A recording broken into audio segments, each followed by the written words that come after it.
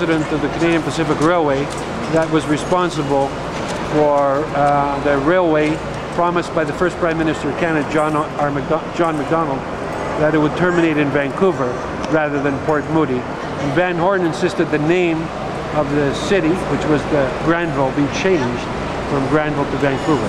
So these are scenes from the Rockies as she takes the first train, which arrived here in 1887. We're looking at Brockton Point in Stanley Park, right? You see the 9 o'clock gun? You see the point itself where there was a lighthouse just beyond the very... See where the bus is going right now? There's a little structure, that's a 9 o'clock gun. Right where that bus was is where the Portuguese community lived. And a painter by the name of, what's the name on that there? Edgar Bloomfield in 1906 painted the houses in Stanley Park called Squatters Cove. You can get this from the BC archive, which actually shows about a small community with 4 houses on it. I'll pass that around for you to see. Douglas, the first, went from being the chief factor of the Hudson Bay Company, the first governor of BC. And Douglas wrote to Queen Victoria, and was scared that the population increasing from 300 to 30,000 in 3 months. It was chaos. And the paddle wheelers came from San Francisco to Victoria, from Victoria to the Fraser River. So he sends a dispatch to Queen Victoria, and she sends 150 sappers, engineers. And they established the capital at New Westminster on the Fraser River, because they're scared about the Americans. This area is too open to attack. They want to be up the river in case there's trouble. So New Westminster is the capital. There's nothing here in Vancouver. Till about 1862, when a couple of English immigrants, sometimes known as the Three Greenhorns, established a bricklayer's claim right about where the Marine Hotel is, right behind us. So then there's the gold rush in 1858, and again, that's when it's changes, and that's when I think these Portuguese start coming. And Portuguese Joe Silvey, who see here, who married Chief Capilano's granddaughter, is thought to be the first Portuguese to build this house by Brockton Point, where he fishes for herring and sells it at $1 a barrel to passing ships. And his daughter, the first child born in Vancouver of Portuguese heritage, her father Joe Silvey, her mother Chief Capilano's granddaughter, Elizabeth Walker, was born here in Stanley Park in about 1864. And first child born of European heritage. Yes, here in Vancouver. Yes, yeah, first child. And in the 30s, we thank Major Matthews, the city archivist. He used to visit him, and Major Matthews would record his conversations with her. A lot of the information that's used in that film, Portuguese Joe, is based on some of her conversations. Is that 1930s? The 30s, right up to about 40s. She died in the early 40s. So she told Major Matthews, my father, Joe Silvey Simmons, was from the island of Pieca Pieca in the Azores. Of course, there is no island of Pieca Pieca, but there is the island of Pico. And we think we have found the village in Pico where Portuguese Joe came from. So other Portuguese follow Portuguese Joe Silvey to Brockton Point. Peter Smith, as I told you, the whaler, daughters Mary the Costa. He marries an Aboriginal. He also lives over here at Brockton Point in one of the houses.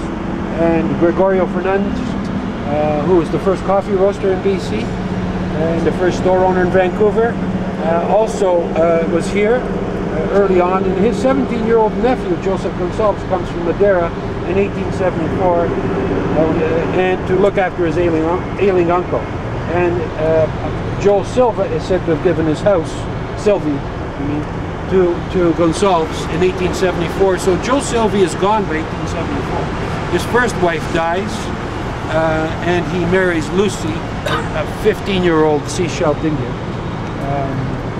The reason we know a lot of history about what happened here is that in 1923, one of the sons of that 17-year-old Gonçalves, who comes in 1874, goes to City Hall to get a permit to build an addition to his house. And City Hall says, no, you can't have a permit. And they fine him. And the city of Vancouver moves to evict the squatters, quote, that were living here. And to defend themselves, they had to prove that they were living here for 60 years. So the court goes to trial. We have the decision of the court, but we also have a record of a lot of the evidence, because the case went to the Supreme Court of Canada. So because it went to the Supreme Court of Canada, they had to prepare a record. It pays to be a lawyer sometimes. And all the evidence that was taken by these people. For example, Peter Smith was too ill to testify. So they came to his house here to take his testimony. It goes like this: your name's Peter Smith. Yes. Where were you born? Right here. What was your father's name? Peter Smith. Where was your father from? Portugal. So and in some instances, that's how we find out about the Portuguese in early BC. For example, Enos Lake and Enos Creek in a News made today is named after João Ignacio, who was from Santa Maria, who died in Victoria in about 1826. And there's many others that sometimes we have to dig to find out their origins. So the case goes to the Supreme Court of Canada because they had to prove that Portuguese Joe Silvy had been here since 1855. And a 100-year-old Aboriginal person by the name of Abraham testifies that he had been here since 1855. But the trial judge says cannot rely on the testimony of Aboriginal people. They're not reliable, they're liars. So they lost. It was appealed to the Court of Appeal of British Columbia, and in a very progressive judgment, I forget the name of the judge, says no, there's nothing wrong with the evidence of Aboriginal people. It should be accepted, and the squatters, quote unquote, win. The city of Vancouver appeals to the Supreme Court of Canada, and one line, the Supreme Court of Canada says, appeal granted. And they evict the settlers who had lived here 60 years. And if I was a descendant of one of those settlers, I'd take the city of Vancouver to court today. There's no monument in Stanley Park.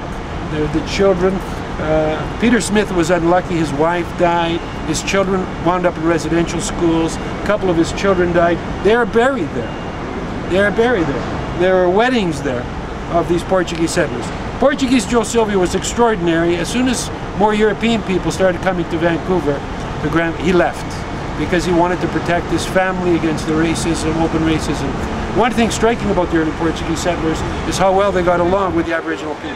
They all married Aboriginal women, they integrated well. Portuguese Joe Silvy, his daughter said, could play the violin, the mandolin. Seeing the chamarita yesterday from Pico, I recall that one of the relatives of Portuguese Joe Silvy said that the father used to teach him to dance with square kerchiefs over their head. I wonder if that's some version of the chamarita. There's so much work to be done. I hope that, what I hope is that the younger generation, second, third generation, can start doing some PhDs, some research that needs to be done.